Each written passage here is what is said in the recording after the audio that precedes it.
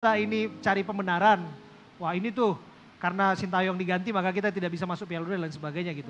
Bagaimana menurut Anda sekarang melihat suasana batin supporter kita? Ya, terima kasih.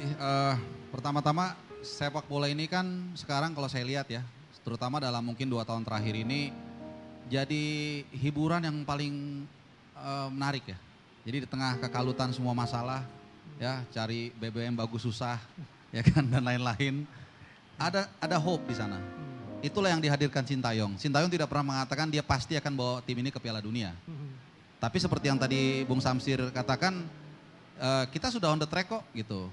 Kita sudah, jangan lupa kan orang ada yang mengagung-agungkan ini 6 pertandingan 6 poin. Ini 4 pertandingan 6 poin, nanti dulu. Kalau kita bicara di situ kita lihat akhir tahun lalu kita tutup dengan senyum. Peringkat 3 loh kita. Hanya 1 poin dari Australia di peringkat 2. Hanya 1 poin dari lolos otomatis. Dan kita sama Saudi 2 kali kita seri dan menang. 1 sama di Saudi dan 2-0 di GBK.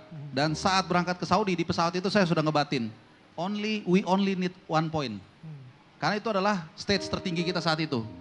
Jadi mungkin Bang Rocky nanti bisa nambahkan sebagai pemain itu di stage yang paling tinggi pasti kalau dia bisa melewati hadangan yang pertama mungkin akan lebih gampang. Dan ternyata we brought 1 historic point.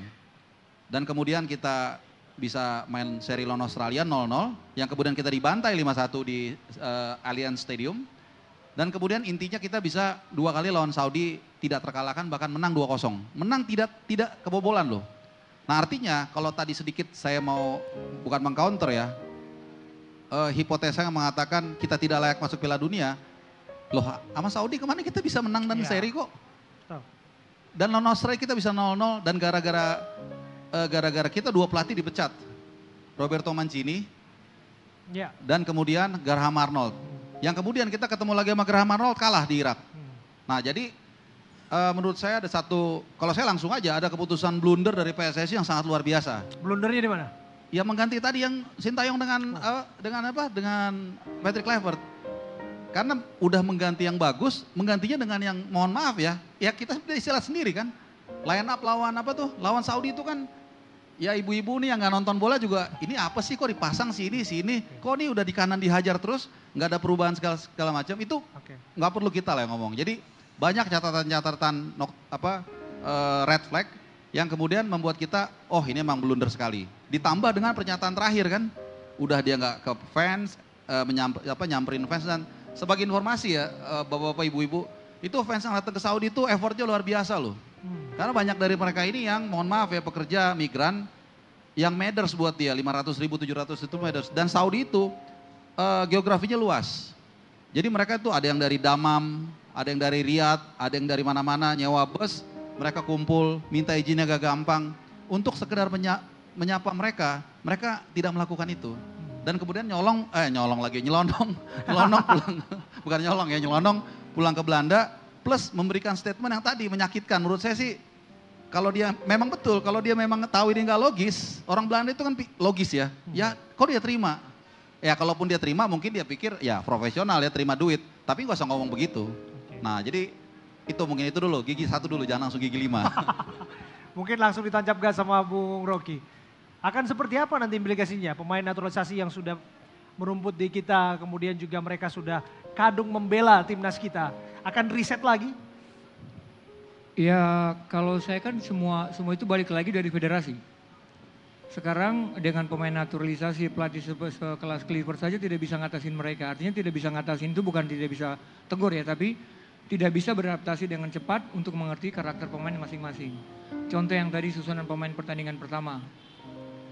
Itu yang terjadi. Artinya pada saat kamu tidak mengerti, kamu cuma lihat sepintas. Oh ini bagus, ini bagus. Tapi yang dibikin Sintayong itu kan dari hari ke hari dia setiap hari dia lihat, dia rubah, dia cari. Dia ini mesti diperbaiki, ini mesti diperbaiki. Sampai dia mengerti detail pemain itu. Sampai kita lihat kos kaki sebelah beda. Karena dia memang dia pengen tahu detailnya. Jadi ya orang bilang di Sintayong tidak ada strategi, tapi menurut saya ada. Dia mengandalkan fisik. Artinya dia tahu kita belum punya pemahaman bermain yang baik. Jadi Dia meningkatkan kondisi pemain yang secara maksimal. Artinya dia bisa pada saat, saya mau bertahan, counter attack begini. Bertahan, counter attack begini. Oke. Dan itu dibikin. Nah, dan di pergantian itu saya tidak lihat. Mau sistemnya seperti apa saya tidak lihat. Mereka bilang mau total football, tapi sekarang total football yang Belanda punya. Itu dari bukan 1 tahun 2 tahun. Itu mereka bertahun-tahun. Lah ya dia Patrick itu bagian keberapa untuk melatih total footballnya. Dia generasi keberapa. Jadi pada saat dia menyampaikan ke pemain, itu juga dia belum tentu paham. Dan pemain juga belum tentu paham. Jadi pada saat susunan pemain itu juga sudah salah karena tidak mengerti. Adaptasi dengan pemain, contoh bukan saya bilang Beckham jelek. Tapi pada saat memang di pertandingan lokal, Beckham punya. Tapi yang pemain lokal kita tidak punya itu mental. Karakter kita yang tidak siap untuk pertandingan penting. Itu belum siap. Yang dimana memang kita harus akui pemain naturalisasi. Contoh, kita kalah dari Jepang 6-0 di Jepang. Habis itu kita kalah di Jepang juga, lawan Jepang juga di sini. Tapi pertandingan berikutnya kita bisa menang 2-0 lawan Arab. Artinya secara mental pemain naturalisasi juga belum siap untuk ketemu dengan Jepang. Tapi secara mental untuk ketemu dengan pemain Asia Tenggara, Arab Saudi, mereka masih punya rasa percaya diri untuk bermain. Alir bola masih jelas, terus pegang bola masih punya rasa percaya diri, kombinasi masih ada, konsep latihan yang dibikin itu masih bisa keluar. Nah itu pemain kita belum punya mental seperti itu. Oke. Jadi sebenarnya bukan salah di pemain dan juga bukan salah di pelatih, tapi pengurus sudah tahu itu sebenarnya. Oke. Gitu. Jadi ya saya ke Samsir. Bro, Anda sependapat, Anda punya suasana batin yang sama ketika melihat bahwa seperti itulah mentalitas pemain lokal kita ketika memang mereka juga dalam satu tim dengan pemain naturalisasi. Sebenarnya kalau ketika lawan Arab Saudi, menurut saya ya ini kita punya pandangan beda-beda. Kurang tepat saat itu memasang Beckham. Karena menurut saya dari segi postur aja Beckham udah kalah. Dan kita bermain di Arab Saudi. Yang notabene 2 pertandingan dia tidak pernah menang lawan kita. Seri dan kalah. Mereka pasti akan press habis-habisan. Beckham postur tubuhnya kecil. Arab Saudi kalau logika saya aja. Arab Saudi besar-besar pasti di press. Kenapa harus pasang Beckham gitu? Bukan karena Beckham jelek ya. Bukan karena Beckham jelek. Tapi ya seharusnya sih kalau Kluivert mantan pemain top. Pelatih juga seharusnya udah tahu lah kayak gitu. Kita main away harusnya dan lawan tim ya lawan negara yang gak pernah menang lawan kita. Yang dulu-dulu pasti menang lawan kita. Mereka pasti mau balas dendam. Ya jangan pasang Beckham lah, kasihan gitu harusnya. Bukan Beckhamnya jelek. Ya menurut saya ya kasihan Beckhamnya. Abis itu kan kita tahu sendiri di media sosial abisnya kayak gimana Beckham. Kasihan juga Beckhamnya. Ada kok pemain lain yang lebih fit gitu. Bukan karena Beckham jelek gitu. Praktiknya demikian, Bung Ege. Ketika kemudian yang jadi bulan-bulanan adalah pemain, kemudian juga pelatih tentu saja. Tapi ada satu hal, bagaimana dengan organisasinya, bagaimana dengan federasinya? Apakah itu juga menjadi sasaran amukan netizen ketika Anda mengamatinya? Ini pertanyaannya sudah lompat gas 5 nih ya, tadi gas 1. Ke gas 2 dulu dong. Gas 2 itu adalah saya mau bilang sampai juga nanti ke gas 5 ya. Kalau gitu-gitu tanya pemain, jangan tanya kita. Nah, saya mau bilang gini, Alec Pastur mengatakan ranking 119 kok mimpi ke Piala Dunia. Tadi saya coba buka-buka dan kebetulan saya pernah bicara nih. Bora Milutinovic, pelatih Serbia, pernah bawa 5 tim loh ke Piala Dunia. Ya kan? Anda sebutlah Amerika Serikat, Meksiko, Costa Rica, Cina dan Nigeria. Anda bisa bayangkan Cina pada waktu itu ya rankingnya berapa gitu loh maksud saya ya. Dan saya sempat bicara sama dia di video call gitu. Dan dia cerita kalau nanti begini termasuk seperti yang ini hasilnya demikian gitu. Jadi waktu saya ke Saudi bersama-sama dengan Bung Arpa, saya sudah tahu hasilnya akan demikian. Yang agak mengejutkan saya memang pada waktu di Saudi itu komposisi kita seperti di Australia itu ya. Kurang lebih begitu gitu ya. Di Australia sih hampir oke di beberapa menit awal ya. Ujungnya lebih parah. Nah balik ke pertanyaan Anda, jadi maksud saya sebetulnya kan peluangnya ada nih ya pada awalnya gitu. Nah kalau Anda mau bicara soal organisasi, supaya enak yang nonton nih, gas 2 dulu. Saya mau lihat sisi lainnya, peradaban nih. Kenapa kita, ya makanya saya bilang saya mau pakai ini, mau tanding lawan AFC. Karena nggak berani bilang tanding lawan FIFA. Kita ini kalau ketemu FIFA kelihatannya sedep. Top loh FIFA itu, apa aja bagus. Ada tragedi Kanjuruhan, kita dibantu, dikasih kantor di sini. Iya kan?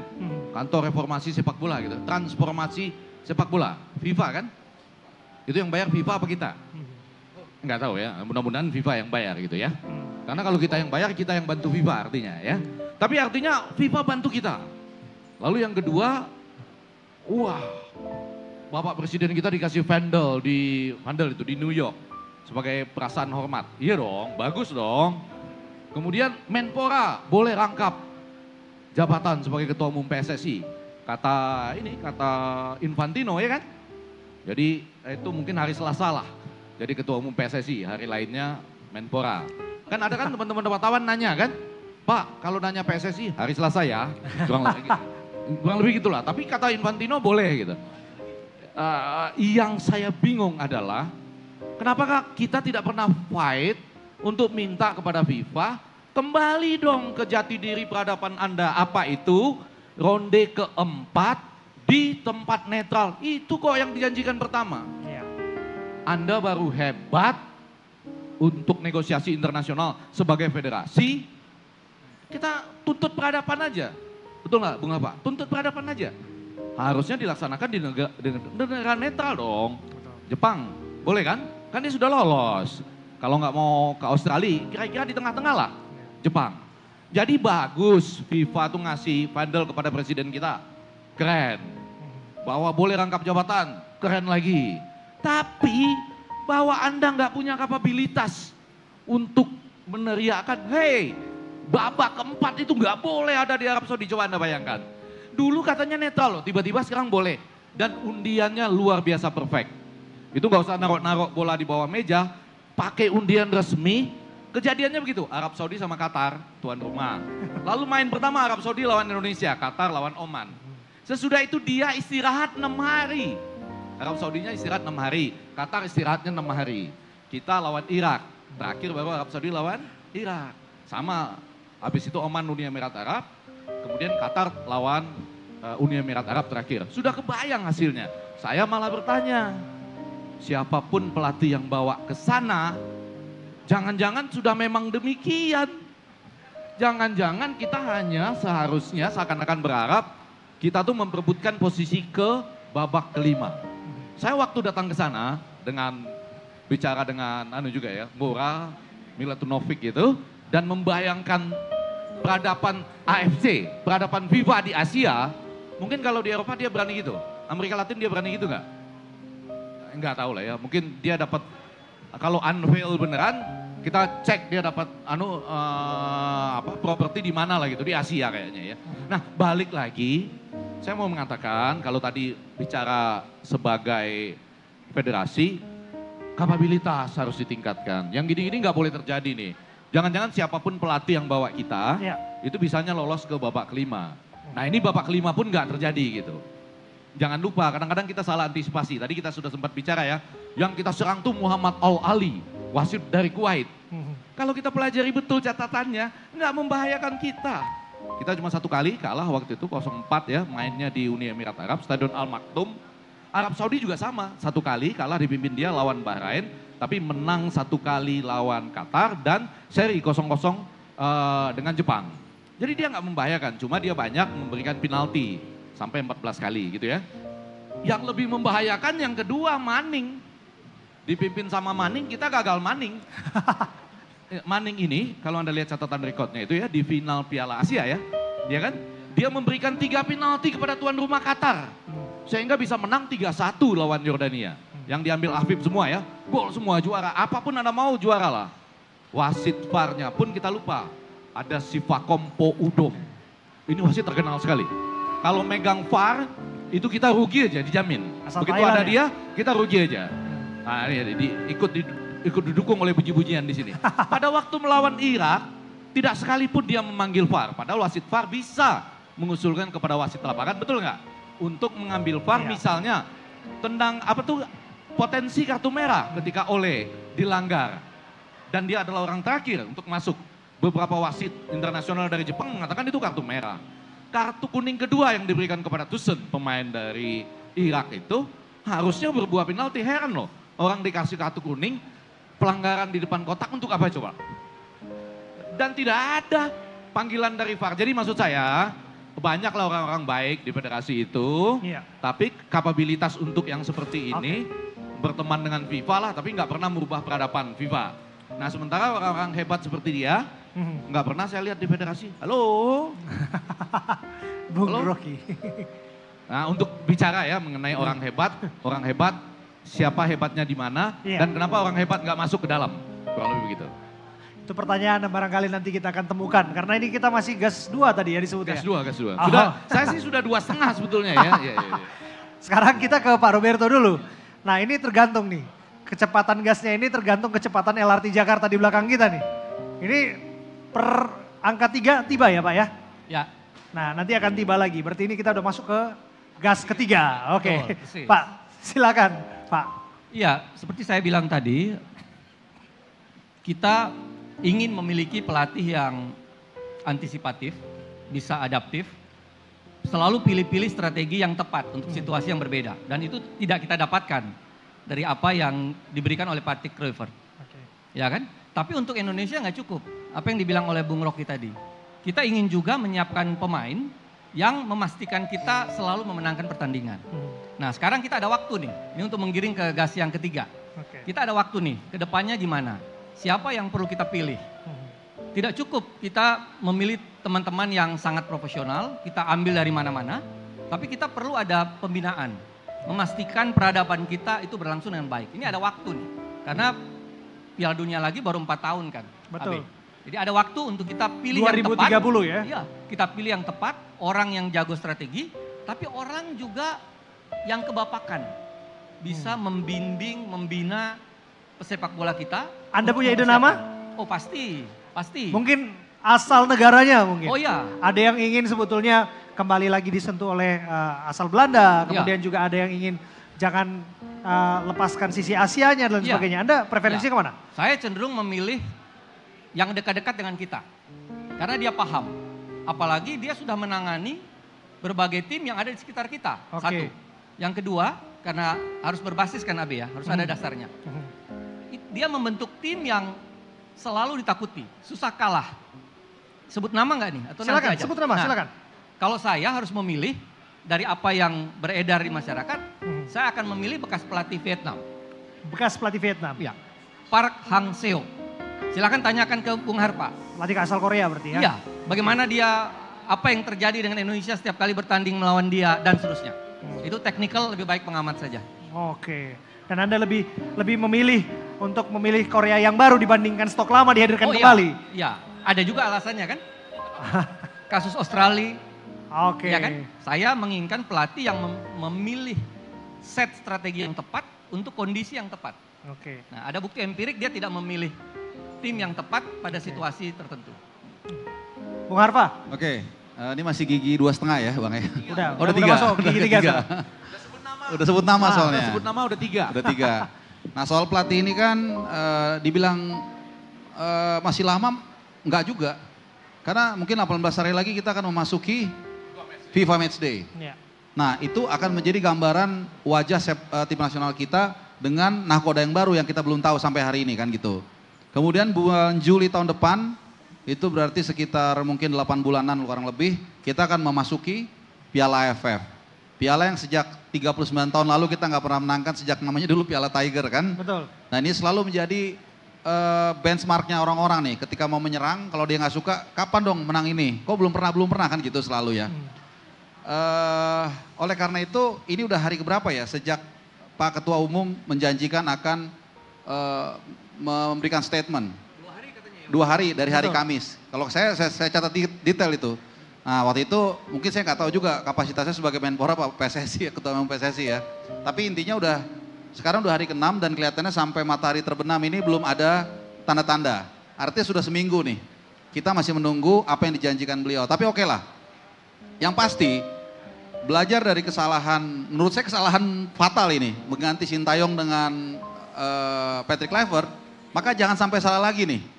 Karena kalau salah lagi bukan soal bola, tapi juga keuangan negara nih. Nah, yang ini itu sebetulnya level 5,5. Tapi yang ini saya mau Lanjut, ajar aja Bang langsung. Enggak, mau uji tajam.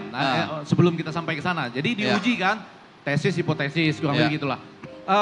Kalau Sintayong pun yang bawa kita ke ronde keempat, belum tentu juga bisa lolos. Tapi dengan tadi, perjalanan yang itu mungkin menjadi, kita terima demikian ya akhirnya. Kalaupun enggak, ya bersama dengan dia, gitu maksud Anda? Iya, secara umum yang saya lihat seperti itu kan.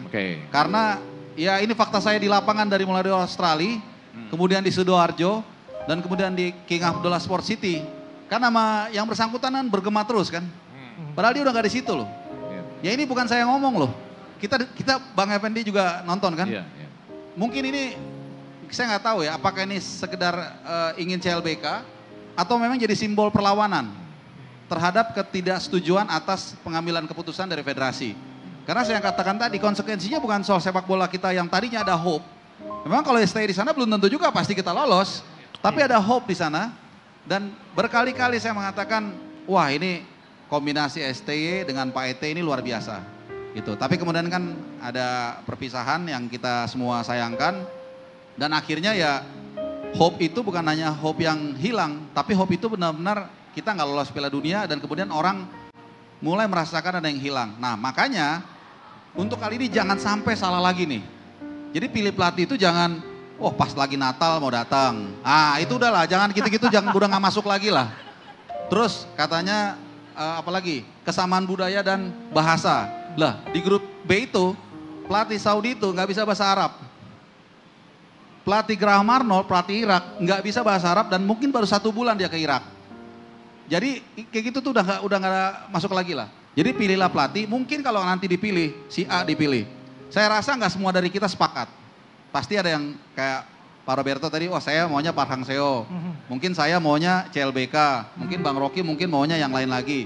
Tapi paling nggak secara empiris kita bisa melihat, masuk akal nih. Ada benang merahnya.